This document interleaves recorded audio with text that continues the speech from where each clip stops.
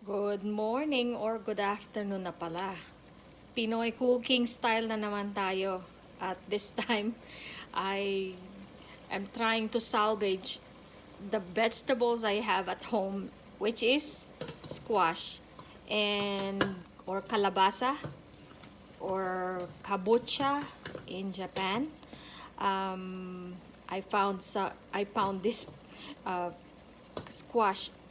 It's been sitting in my kitchen for a while, so I decided to cook this in an instant. So what I did, I cook my shrimp, add some salt to it, and then saute garlic, onion, and one tomato. So right now I put them all together, and of course Filipinos food, it tastes better when you add coconut milk. So I'm going to add coconut milk to this beautiful kalabasa or squash with shrimp. I am getting lazy. I did not devein or remove. I washed the shrimp and cleaned it, but did not devein it. So this is what I'm doing right now. I am cooking my kalabasa with shrimp, and then I also have this thing in my pantry for a while. Jackfruit! Ang ating pong paborito. Of course, this is a very everyone likes jackfruit, especially this young jackfruit. You add coconut milk to it, and it perfectly match. So this is the one in the can. I bought this in Oriental store. Jackfruit, it's already cooked. You just need to add this in the food that you're cooking.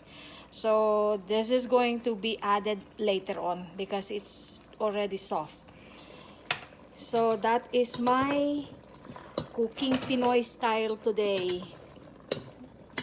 I don't know how do you want to call it, but this is my ginataang kalabasa with shrimp. And dahil nagtitipid ako sa time, I don't want to cook anymore.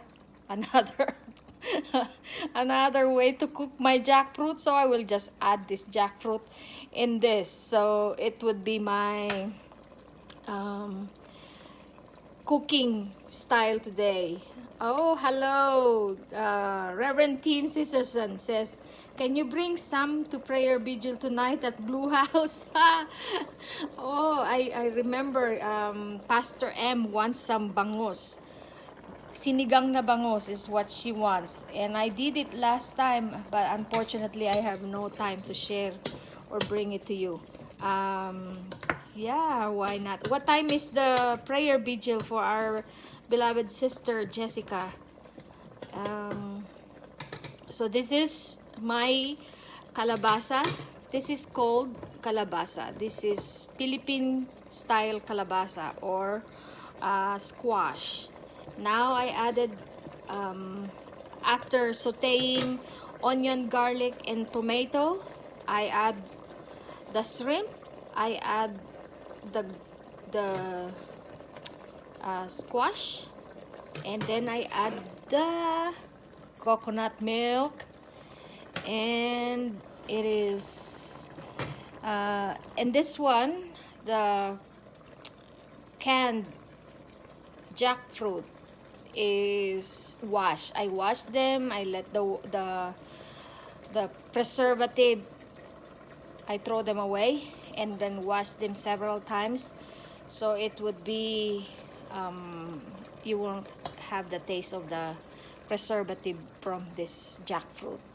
So I think I can add this now, since I'm always about how I can save my time. So add it, let it cook all the way, and that is how I cook my ginataang kalabasa with shrimp and a new added ingredients, jackfruit in the can.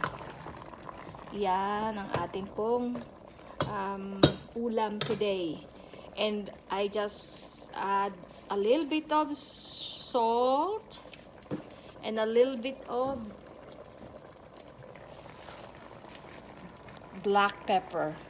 I would not be able to grind the black pepper while I'm holding this phone. So just imagine I add black pepper. Oh, there's some black pepper that actually came out. So that's it. And let it cook. Once this kalabasa or the squash is cooked, this whole meal is done. And that's it. Voila. Ready to eat, ready to serve. If you want to add some more coconut milk, since mura naman siya at saka hindi na maraming masayang, which sometimes I don't add the whole coconut milk. I just add half. And then you can put this coconut milk in the refrigerator, and whenever you are cooking again, you can use it. So put it in the freezer and it would be ready to eat again. And that's my take on squash, jackfruit, shrimp, and coconut milk menu.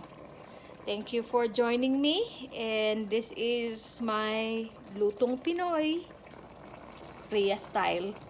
Thank you for joining. Salamat po for every one of you who watched, and you think this may taste good, give me a thumbs up, or you can try. It's a very easy meal. Just add them all together and add the coconut milk. You're done. Thank you, and God bless you.